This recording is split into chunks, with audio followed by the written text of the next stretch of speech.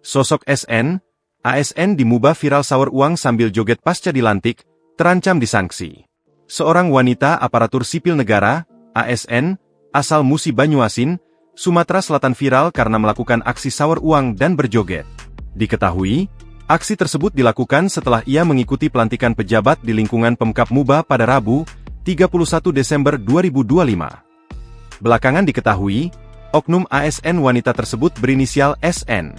Berdasarkan informasi yang dihimpun, ASN yang terekam dalam video tersebut diketahui baru saja dilantik dan saat ini menjabat sebagai Kepala Subbagian Umum dan Kepegawaian pada Sekretariat Kantor Kecamatan Batanghari Leko, BHL.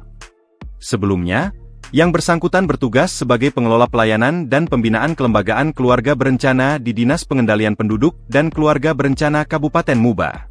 Pasca viral naik video jogetan tersebut, SN terancam akan menerima sanksi dari Inspektorat Kabupaten Muba. Hal tersebut disampaikan oleh Kepala Badan Kepegawaian dan Pengembangan Sumber Daya Manusia, BKPSDM, Muba, H. Pathi Ridwan. Pathi menyebut pihaknya akan melakukan penelusuran mendalam. Nanti akan dibahas oleh tim, termasuk bentuk sanksinya, ujar Pathi Ridwan, Jumat, 2 Januari 2026. Download Tribun X sekarang. Menghadirkan lokal menjadi Indonesia.